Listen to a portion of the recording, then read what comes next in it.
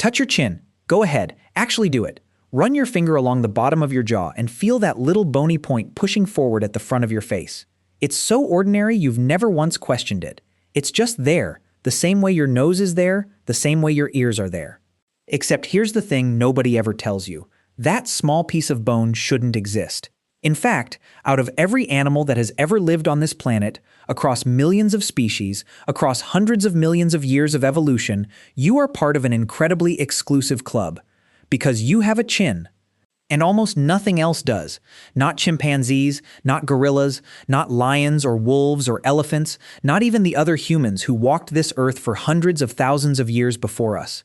You are looking at one of the strangest, most stubborn little mysteries in the entire human body. And the weirdest part is that scientists still argue about why it's there. So let's start with the obvious question. What even is a chin? Because you might be thinking, wait, don't all animals have a lower jaw? And yes, they absolutely do. But a jaw is not a chin. A chin is something very specific.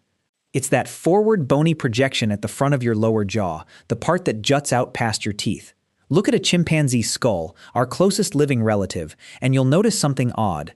Their lower jaw actually slopes backward. It retreats. It runs away from their teeth instead of pushing out in front of them. Now look at almost any other mammal and you'll see the same thing. The jaw slopes inward. There is no little bony point. There is no chin, which means when you look in the mirror and see that gentle curve at the bottom of your face, you are looking at something that is, biologically speaking, extremely rare. And this raises a question that has haunted anthropologists for over a century. If chins are so unusual, why did we get one? Here's where it gets stranger. Because the first assumption most people make is that the chin must do something useful. Evolution doesn't hand out random features for fun, right? Everything is supposed to have a purpose, so the chin must have a job, and the most obvious guess, the one that feels right the moment you hear it, is chewing. Think about it. Your jaw takes an enormous amount of stress every single day. You bite, you grind, you crush food thousands of times. Surely that extra bone is there to reinforce the jaw, like a support beam holding up a bridge. It's a clean, satisfying answer. And it's almost certainly wrong. Because when scientists actually studied the mechanics of chewing, they found something backwards. As human jaws evolved and got smaller and weaker over time, our chins didn't shrink with them. They stuck around. If the chin existed to handle heavy chewing forces, you'd expect the animals with the most powerful bites to have the biggest chins. But they don't have chins at all. Gorillas can generate a bite force that would turn your hand into paste, and their jaws slope backward with no chin whatsoever. Meanwhile, we developed softer diets, started cooking our food, chewed less and less, and somehow this little bony point refused to disappear. So the chewing theory doesn't just fail, it points in the completely opposite direction. And that's where things start getting genuinely mysterious. Because if the chin isn't about chewing, then what on earth is it for? This brings us to one of the most surprising suspects on the list: talking. Here's the idea. Humans are the only species on the planet that speaks in complex language, and speech requires an astonishing amount of precise muscle control inside your mouth. Your tongue is essentially a muscular gymnast, performing thousands of tiny movements every time you have a conversation. Some scientists proposed that as humans evolved language, the muscles and tissues connected to the tongue and jaw changed shape, and the chin appeared as a kind of anchor or side effect of all that new machinery. It's a tempting theory because it connects two uniquely human traits. Only we have chins.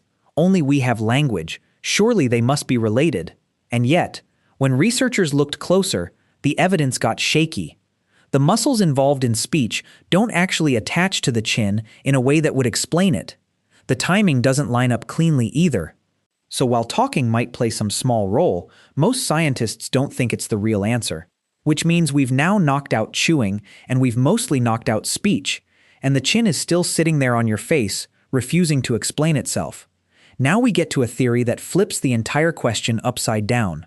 What if the chin isn't there because it was added? What if it's there because everything around it shrank? Here's the idea. Over the last 100,000 years, human faces have been getting smaller. Our ancestors had big, heavy, protruding faces with large brow ridges and massive jaws. Compared to them, your face is delicate, almost childlike. Our brows flattened, our jaws pulled inward. Our teeth got smaller, our whole face kind of softened. And some scientists believe the chin is what's left standing after the rest of the jaw retreated around it. Imagine a beach at low tide. The water pulls back, and suddenly, a rock that was always there is now sticking up out of the sand. The rock didn't grow. The water just left. According to this theory, the chin is that rock. As the human face shrank and pulled backward, the front of the jaw stayed put, and what got left behind is the little point you're touching right now. And here's the truly fascinating part.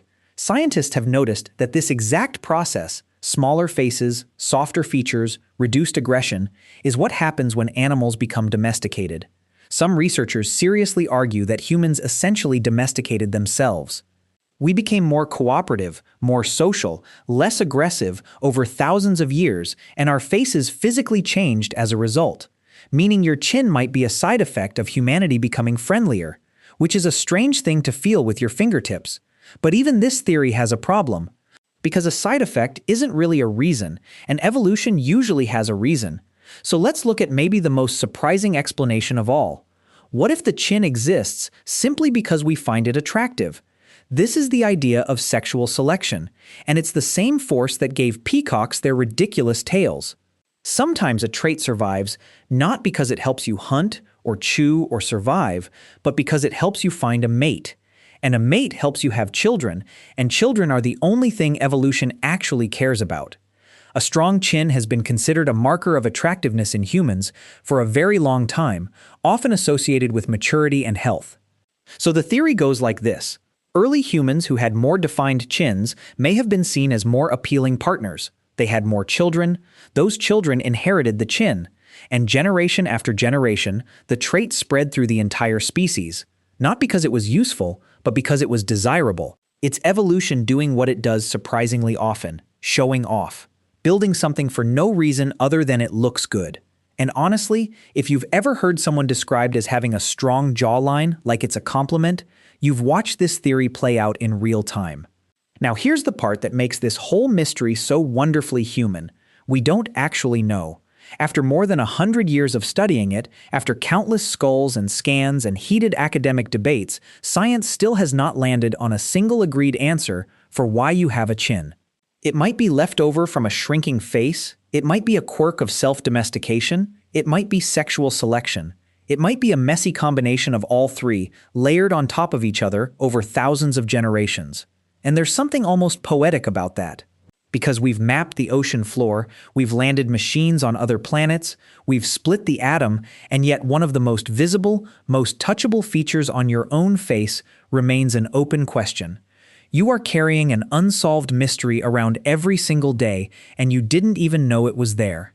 Think about that for a second. Every human you have ever seen, every face in every crowd, every person in every photograph across all of history, they all share this one bizarre little trait that connects us and separates us from everything else alive. The Neanderthals, who were intelligent, who made tools, who buried their dead, who survived ice ages that would kill you and me in a week, never had one. We are the only version of humanity that walks around with this small bony signature at the front of the face. So, the next time you rest your hand on your chin while you're thinking, or you catch your reflection in a window, remember what you're actually looking at. Not just a random piece of bone. You're looking at a 200,000-year-old puzzle, a tiny monument to whatever strange path made us us. A feature so ordinary you never questioned it, and so unusual that not a single other creature on Earth shares it. Go ahead, touch your chin one more time. It's the most human thing about you, and nobody, not even the scientists, can fully tell you why.